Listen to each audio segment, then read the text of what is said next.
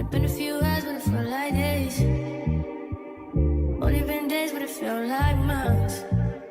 Been gone for a year, only know like once. Life move fast when you do what you want. What's up? What's up? Welcome back to my channel. What's up? What's up, you guys? Hey, y'all. I don't know how to say it right now. Y'all have no idea how many times I have to go through that to just figure out how I want to say it. But hey, loves, welcome back. If you've seen my last vlog, then yes, I have the same clothes on because I'm trying to record multiple vlogs in one night so I can just get some out the way so I don't have to really record much before my next vacation, so I can just edit and put it out whenever I want to, whenever I can. If you're new here, then hey, thank you for stopping in, and I hope you like it here. And if you do, make sure you subscribe and enjoy the ride because my life is crazy. But I promise you'll always get a little tea with some sugar. My channel is Salita Loves You, so I love you. But this is my channel, so it's about me. So I'm just telling stories and telling my life experiences so that, you know, if you guys can relate or if you're going through a similar situation or about to go through a situation, I can hopefully try to save you from it. But if I can't and you've already gone through it and you relate, then we can just connect as a community, and you can always feel free to drop down in the comments and share your story, share your opinions, your thoughts. It's all welcome here. Just remember that this is a safe space, so try to watch what you say a little bit. I'm so grateful for you tuning in, whoever is watching. So if you saw my last vlog, yet again, that was about my 20s versus 30s, but in there I did mention, I dropped a little bomb, and can I say that on YouTube? A little tea, I'll say that I dated a married man. So I feel like I can't just put that out there without explaining myself and without just really divulging a little bit more into it. I can't give full detail. Any of my vlogs that concern anyone else, I don't want to disrespect, you know, just who they are. So I definitely will never name names, but I will also make sure I try to speak on the story with integrity, with it being my truth in the story, you know, that is true to me and my experience in the situation, with whatever stories I tell y'all about my life that involve other people. But integrity and respect is very important to me. So I'm gonna give y'all the tea, but just know that there's a much juicier version of it. So in this particular situation, yes, like I said, I dated a married man, and I am no longer going to say that with shame behind it or guilt or any of that. I am free and healed and delivered from those emotions of the situation. But it happened, and you know, life just led me there at that point. This was in a very desperate space. But how we met, so I was working with this person, you know, at that time. It was just more of like a co-worker relationship, and we would just talk here and there. But yeah, they were like literally like a big bro type of vibe. We got more comfortable with talking to each other, with being around each other. And mind you, we worked in different departments, so we didn't see each other too much. But there were certain times throughout the day I may have to be around this person or cross paths with this person for whatever reason. So we did have space to be able to have conversations.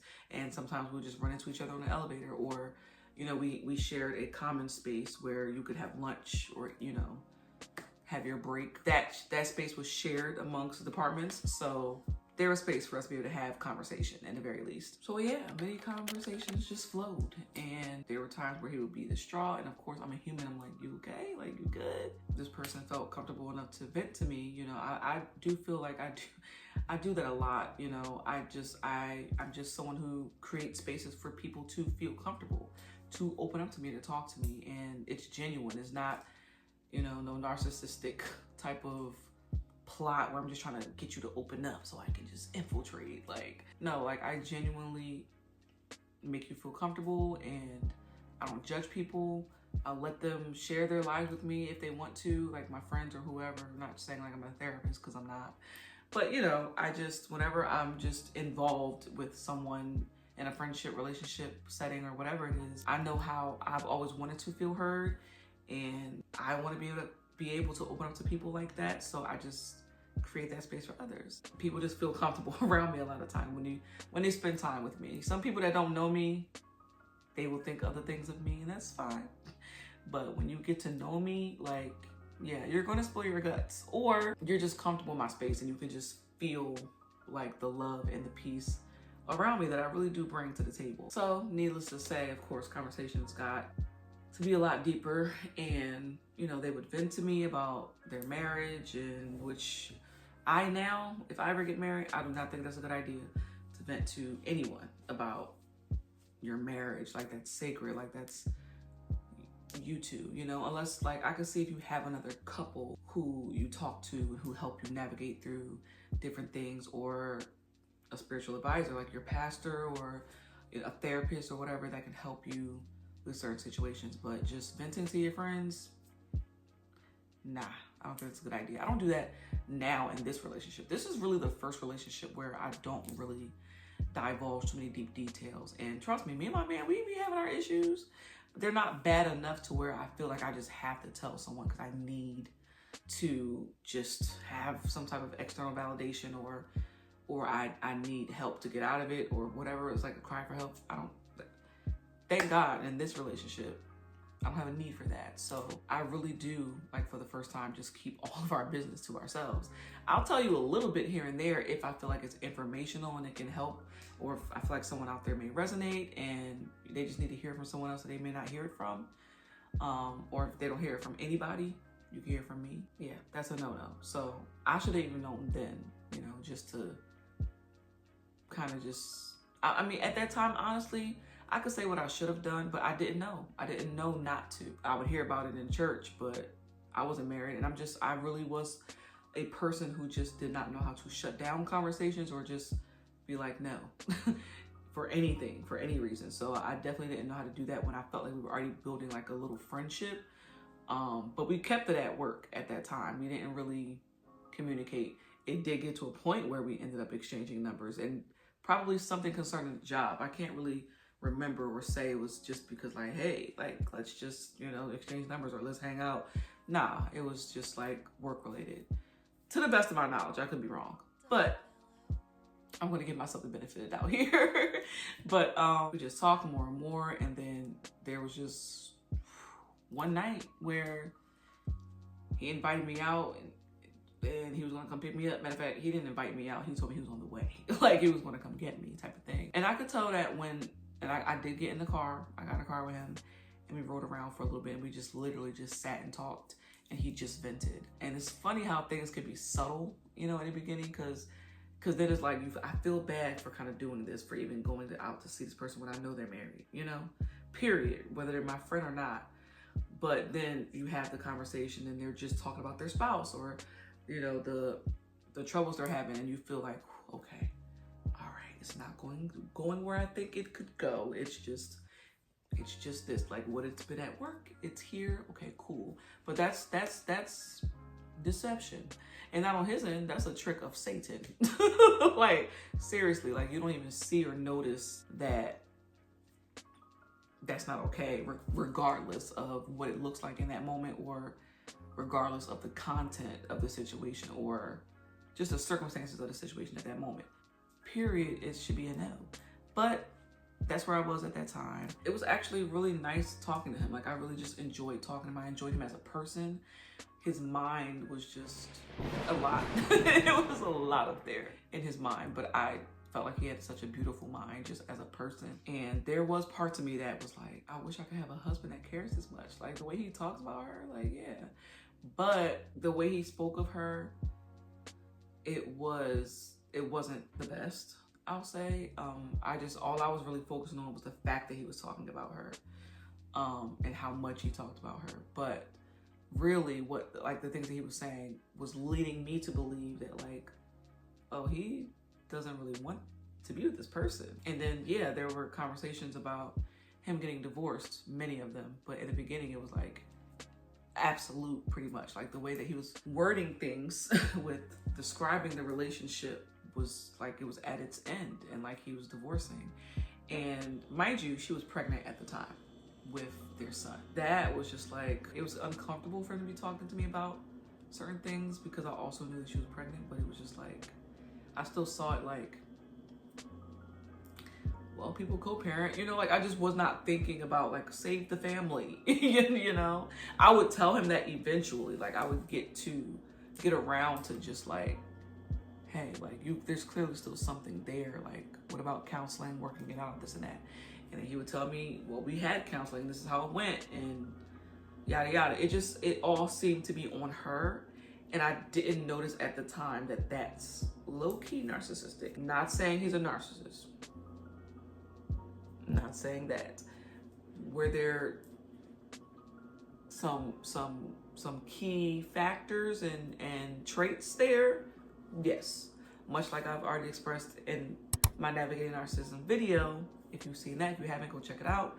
But I've had tendencies myself. I could get into a whole conversation about narcissism, but I'm not, because it's not about that right now. But he definitely displayed some things that were a little narcissistic because a lot of the blame was on her. And he would say things that he has done wrong, but majority of the focus was on her and why the marriage isn't working. It just all kind of just planted a seed in my mind that like, okay, this might not work. And then naturally as a woman, a young woman at that, a naive woman at that time, you know, I just was like, I wish I could be those things for him. Like, I want to be, you know, all the things he's saying he's missing and all of that. And like, not that I wanted to take her spot, but I would have never wanted him to divorce her for me, to just leave his wife for me. That's not at all what I'm saying. But in my mind, it was like, shoot, if they get divorced though, then, you know, that could be me. It sounds so silly now, thinking and saying that, and like, me even feeling that way. But a lot of women experience that and don't talk about those feelings and don't talk about going through that type of situation. No matter where you're from or what background you're from, you know, I know that I want to see someone out there who's being transparent and real about things that have happened in their lives, you know, so I want to be that as well. So anybody that's experiencing these feelings, I'm here to tell you, like, it's a lie. It's a trick. It is naivety. It is not the smartest. But you're human, and no one can tell you not to do it if you already made up in your mind that you're going to do it. And just going through that experience, I just hope that you learn that you don't have to be that person. You don't have to be anyone's second choice. You don't have to wait for someone to get divorced or to stick around and see if it's going to go that way. You do not deserve or have to go through a situation where someone is keeping you in a situation or in a box as an option, like not letting you go, not letting you move because they're making you feel like you're the person for them, and they just have this situation over here that they have to tie up loose ends with. You don't deserve that. So if you're in a situation, please rethink it. That's all I can say.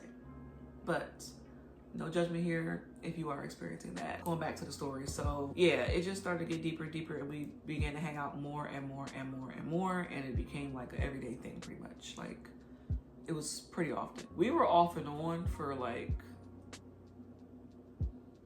until my throuple. So like at least 2.5 years, I want to say. And even after that, even after the throuple, I kind of went back to him, and like, even while I was pregnant and it wasn't his baby, I went back to him.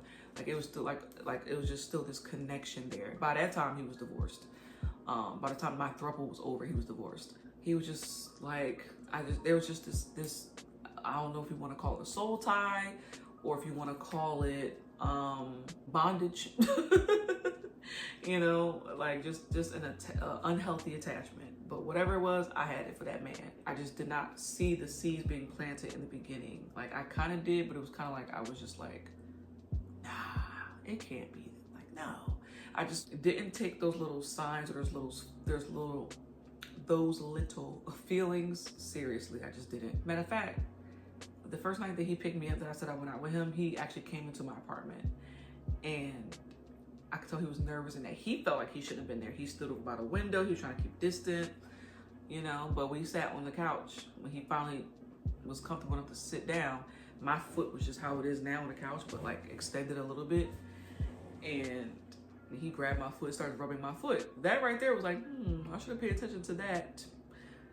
But I kind of in that moment just looked at it like, oh, like my brother, like he just, you know, I mean, not that my brother would do that, like rub my foot, but I mean, maybe there are brothers and sisters out there that rub each other's feet. I don't know, but and not look at it in a sexual way. But I just didn't look at it in a sexual or inappropriate way at that time. That was a red flag. It got to a point where we ended up having sex, and that's where things went wrong. I mean, it went wrong from the beginning, but that's where in my mind, like I went home and cried. I literally went home and was like, how did I just let that happen? Like, how? Why? You know? He apologized to me, and it was just like, he was like, that shouldn't have happened. Like, I do love my wife and this and this and that. And I was just like, well, that's new. That's new. Not that he, you know, not that he had ever indicated that he didn't love his wife. It's just that the way that he was talking about his wife, like I said, just felt like he was done. Like, so that was just surprising to hear. But even though you can be done with something and still love that person, you know, that stung me a little bit. And that's where I should have known I was in trouble, because that, like, why should that hurt me? You know, like, why should that hurt you if you don't have feelings? Obviously, things grew from there, and it just progressed more and more. It got to a point where even his family knew me. Well, one of his family members knew me. There was a time where and mind you, all the things I'm saying, his wife now knows. We had a conversation, and I'll get to that. So I'm not putting anything out there that she wouldn't know, or this would be a surprise if she ever came across this. So I just want to make that clear. But there was a time I babysat her son. They were so intoxicated that they were just like, I'm really tired, like, please, like, help me, like, and I was already with them that night. So as soon as their wife went to work, he was like, please watch the baby for me, because, you know, of course, I want to make sure he's okay. He's still cognizant of the fact that he's a parent. So he's like, please. So it, like, I was around his child, you know what I mean? Like, it was going too far. Like, it was going too far. Because I couldn't imagine if I was with my child's father and we lived together and I'm at work and you having some woman come in here and watch my baby that I don't know. I mean, my baby dad does that now. I don't know if he's still with the girl or not, but he at one point he had a girlfriend. Well, that's a whole other story, but he had a lady person in his life, and she was around my child without me knowing, you know. But the emotional attachment, like, that's my husband, and this is our family, this is our life together. Yeah, that's, ooh, couldn't imagine. So yeah, going forward, you know, it started to become too comfortable. And I mean, it was deep. Like, we told each other we loved each other. We definitely were very active, very much so. Honestly, I'm being honest, even though I lied to him at the time, or at the moment, because to be honest with you, I would be afraid to tell him things that he didn't want to hear, because I didn't like the way he would react when I would tell him things he wouldn't want to hear at times, because he definitely had an anger issue. Definitely was a little scary at times. But there were times that we would do it and I really would not be in the mood at all. Like, at all. But I would still just do it because I felt not obligated, like I was his wife, but I already put myself in a situation, I might as well commit to it, type of thing, you know? Like, it was just, you know, not smart thinking, but I was just already too far gone. And then of course we, at the time, were still working together. That was complicated. He would do things at the workplace that was very just not okay. And then I would have to be, it's like I'm at work dealing with this person, then after work dealing with this person. So it's like infiltrating my life. I couldn't get away from it, type of thing. Not that at the moment I really wanted to. I felt stuck. I felt like I'm in love with this person. I've been dealing with them this long, and I've been being patient. They keep asking me to be patient. And then they got to a point where they was even like, you can go get the divorce papers for me. You know, and then there was a point where I saw divorce papers where he was filling them out, and then I'm finding myself wondering, like, when is he going to ask her for the divorce? When is he going to say it? Like, time kept going by. Another baby comes. A whole other baby comes into the scenario, and this may seem wrong, but I was hurt. I was hurt because this was the same man that was telling me weeks before we even found out that she was pregnant. Oh, I don't have, no, maybe like a month or so, but he's like, I don't have a desire to even touch her. Like, cause I asked him, like, you still sleeping with her? Cause you keep saying like, you don't, like, basically he kept indicating that he doesn't want to be with her anymore. So then in my mind, I'm like, but are you still sleeping with her? And I even said to him, like, if you do, like, I understand, like, that's your wife. Like, it's your wife. But he was like, adamant, no, I don't even have a desire to touch her and this and that. I was like, oh, okay. So when she popped up pregnant, I was like, no desire to touch her, okay. And then mind you, at the time that we found out that she was pregnant, she had moved out. They had gotten into a big blow up. He used to always have like just functions at his house or whatever. And during one of those times, they had a blowout and they were separated at that time. She ended up moving back, especially because they had another baby. But in his mind, he still was like, look, I'm gonna take care of my kids, but I'm moving on, yada, yada. But when I found out, and he told me, mind you, it was one of our little sexy times. So, and then we both were drinking heavily that night, and then he decides to tell me, like, I could feel that he knew all along once he told me.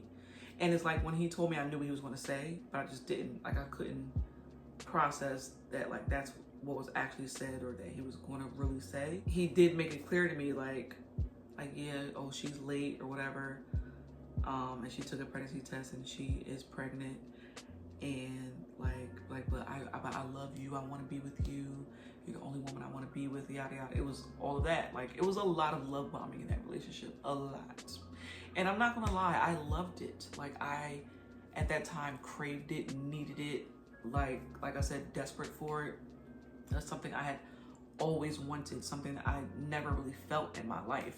So I was just like, other than my first love, because he too, like, that was like a very passionate relationship. And then this one was like a very passionate relationship. And like, I never met a man, probably more than him, that was so, or they appeared to just be so in love with me, and they were just so obsessed with me, like needed to be with me all the time and needed to talk to me all the time. Didn't realize at the time what that really was, and that it was love bombing, but like, he just always spoke so highly of me to other people at times, like at work and all that. But to my face, sometimes he would cuss me out, okay? I mean, literally, like, you're a slut, you're trash, you're like, he talked to me crazy, like crazy, when he would get upset and get mad. And I just, for some reason, I did not, like, it would hurt me, but it wasn't enough to make me leave. It just wasn't enough for me to wake up and be like, Salita, first of all, this man is married, and now he treating you and he got away. Girl. Like, you do not have to do this.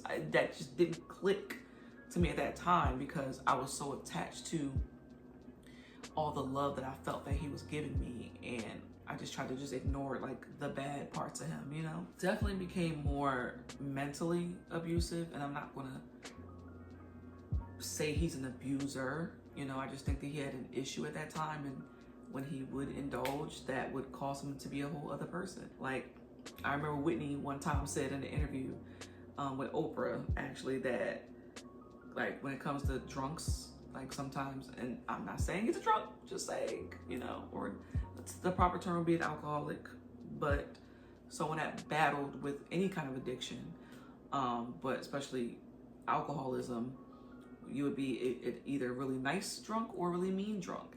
And he would be both at times. Sometimes, depending on what he drank, he would be really nice, lovey-dovey, like my best friend, you know, or he would cuss me out, like I said, and just didn't know which one you were going to get, honestly. And I will say, I haven't spoken to him since before the relationship I'm in now, but the last time I spoke to him, he seemed to be doing good. And every time I run into him, like, he lost a lot of weight, like, he just seems like he's not that same person. I can just look at him and tell that he's not that person that he was, that I was with, or that he was in his marriage, or none of that. So I want to acknowledge that and give flowers on that. I do feel like he has grown, but I do not know nothing about his life right now. I really don't. Even though I still look at him as like, maybe that's me being too understanding, like I mentioned in my last vlog, but I just don't see him as just like a menace or a monster or a bad person. I just don't. Things did get really, really bad, and I did feel mentally and emotionally abused. I did. Like, it was just a lot of play on my mental. It really, really was. But then it did become physical at one point. And I know this is probably something he probably wouldn't want me to talk about if he ever saw this, but this is my experience, and it's my purpose, and I'm here to speak to another young lady, another young woman, another young queen that's watching this, that's in this type of situation, or in any scenario of, or any variation of whatever relationship this type of situation can happen in, as far as domestic violence or, you know, any form of abuse.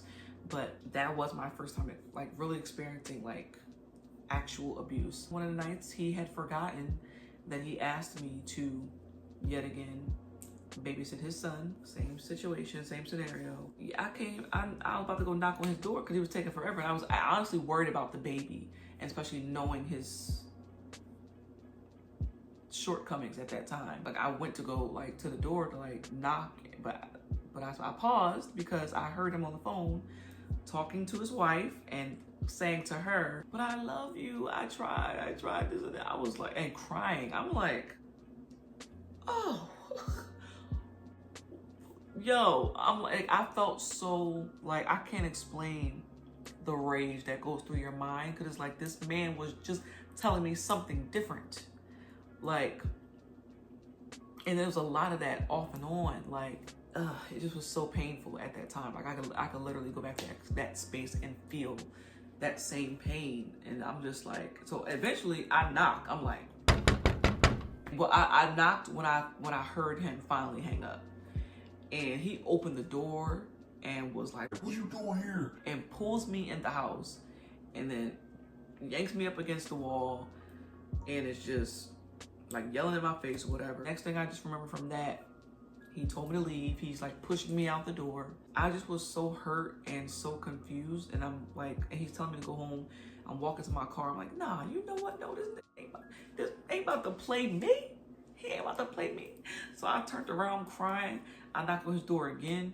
He literally like stepped into a punch. Like, literally stepped into it, like stepped out his door, and with, I can't say all his force, because I don't know, I don't want to know what that feels like, but with whatever force he came at me or towards me at the, or I don't know how to put it. Sorry. Back up. But whatever, he just had force coming towards me. Literally, I was like, I don't know if y'all remember Birkenstocks or whatever. I still wear them, but I don't like slide sandals pretty much. Knocked me right out of them. All I know is my feet, I was over here and my shoes was over there. Knocked me out of them. Like, literally, like if you could slow-mo, it was like, oh my God. Got him. It was literally one of those. It looked like I was in an action movie getting socked in the face. That was so shocking. Like, it's a wonder my jaw, well, actually I do feel like my jaw's a little twisted. I feel like I talk with my lips like kind of going that way sometimes. If y'all notice that about me, let me know, because I can't really see it. But now I feel like I see it because I'm talking about it. But yeah, he definitely knocked my face that way a little bit. And then I definitely went to my car after that. I went to my car for sure. But I still was in shock from like what just happened, because I'd never been through that before. Like, I'd never been technically in a relationship with somebody, someone that I'm dating or I'm involved with or whatever, and experienced like them closed fist punch me in my face. Now, me and my first love that I mentioned in my last vlog, now that, like, me and him would fight. Like, it was toxic. It was. But it wasn't, I never felt threatened or like, I don't know. I don't know. It just was different. All I know is I was just sitting in my car, frozen, crying, like one of those, like, like one of those, like kind of like what I experienced when I had to run out of my house here into my car. If you want to know about that situation, that's in my Navigating Narcissism vlog as well. But, and my voice, I know, is starting to sound tired because it is like 4 o'clock in the morning. Like I said, I'm trying to get these vlogs out of the way. Yeah, I just couldn't move. And he ends up coming outside and trying to make me leave. And I don't know what he had in his hand, but it felt like metal. It felt like a wrench, but I couldn't see whatever device it was in his hand. But I tried to lock my door. I didn't do it fast enough. He opens my door and he puts something in my thigh, like stabs me with something pretty much. And then he like takes his, like this part of his fingers, or is either here or here. I think it was here. But he I just felt one knuckle really drive into, and I don't know if you can see it a little bit, but it's like a little indentation here. It's like a little darker here. See this like line? It's in there. That line is deeper because I have a wound there that is never going to go away because I can feel under my skin that it's a little indented in my skull, like literally. So that's even more trauma. And you think I'm gonna be able to drive after that? Like, he goes back in the house, but I called my mom. At this point, I have to call my mom. Like, I didn't want to involve her, but I could not drive. I was so stunted and like literally in a state of shock that I could not even drive home. So I had my mom come out that way. And I later figured out that he was trying to make me hurry up and leave because his mother-in-law was about to come pick up the baby. Yeah, I just had to get out of there. Like, I wanted to get out of there, but I just couldn't drive. But my mama came and met me, and she's like, look, can you at least drive to my brother's house, which was like not far from where he lived? And I'm like, I can at least drive there, but I don't feel okay. I don't feel, like I just didn't, I felt, now I can describe it as like I didn't feel sane. I didn't feel, I felt like I was out of my body, almost. Like my body was detached, or my soul, my spirit was detached from my body. That's literally how it felt. Like my spirit automatically dissociated with what my body was experiencing. But I drove to my brother's house and I dropped my car off there near their house. I got my car probably later that day or something. But even then, for some reason, I just wasn't done. Like, I felt like I was getting to that point, but I just wasn't done. I continued in the relationship. Yeah, I ended up having a conversation with his wife a few months after that, I believe, because we were still hanging out, like I said. But I told her everything. First of all, let me tell you how she found me. She found me on social media, I believe it was. Yeah, she inboxed me on Facebook and Messenger after she found a video on the computer in their living room because he had a GoPro and he would record things and then he would, you know, drop it to his computer. Or I think it automatically went there or something, I don't know. But this particular incident that she described to me, I didn't know he was recording me. I did not. It was from the back, I'll say that. And at that time, he was the person that I better listen to him because I did not want to deal with any, not saying he would have like hit me or anything like that, but I was just afraid of him. I was afraid of his anger, his attitude, how he would talk to me, all of that, like literally like mentally controlled. So if he told me to do something, I just did it. But I didn't know he was recording me. So she found that video and she sent it to me, first of all, which was bananas. That was such a surreal feeling for like the wife to be sending you a video of you with her husband. Oh my God! Like the utter disgust of yourself. Like, ugh. Like a disgusting feeling. It was a lot of details about that video that I'm not even gonna say or talk about, but wow. And we just went on from there and I literally told her everything. She told me a lot of things and I was just like, wow, he definitely lied about that. It was so many lies, like more and more lies that I did not know. But at the same time, I wasn't in shock because I'm like, well, I've seen him lie. Like I know him to lie now, but like, dang, some of the things he lied about, I was just like, mind blown, like heartbroken. When I tell you after that conversation, I cried in my mama's arms like I never cried before. Like I was like yet again out of myself. My mom just held me. At the time, my room was across from hers. I just went in her room and just bawled, and she let me cry for like a good 2 hours. Like I was like on the floor in her lap, just endless tears. And after that, that's when I kind of started to be like, oh, I felt like it was gonna have to be over. Like I knew he was gonna be upset. I knew he was gonna be mad at me for talking to her and telling her everything. And of course, eventually they ended up breaking up again or whatever. We ended up talking, and he's just like expressing to me how hurt he was that like, oh, I gave up the game. like I snitched on him. Like he was so hurt because I was like disloyal in that moment. Like, and I'm just like, that's when I started to lose interest for real. Cause I'm like, you put an indent in my forehead. Like you punched me in my face. It's like he apologized, like he was sorry for it, but I didn't really feel like he really was remorseful. Like it wasn't like, I'm so sorry. It was just like, I'm sorry that happened. Like it was just, it felt rehearsed. It felt just disingenuous. And I don't know. And I felt like I did bring it up several times. Like when he would try to talk to me about certain things or yell at me basically about certain things, I would be like, bro, give me a minute. Like you just did X, Y, and Z. Like let me heal, like yada yada. And of course he's just like, why you keep bringing that up? And then, like it's like he didn't care. Like he didn't care that, like he wasn't really sorry, in my opinion. Yeah, I really started to lose interests. Like it's like my mind was out. My body wasn't going yet, but my mind, my emotions, all of that, my heart was walking out the door. It was, yeah, she was going. Cause I'm just like, what? But what's crazy about this whole thing is that, like I said, after that, things kind of just went downhill, and we eventually just cut ties. We went back and forth for a while where we might not talk for weeks or a month or so, and we would come back together. So it was like starting to die down. But yeah, once I moved on, I moved on.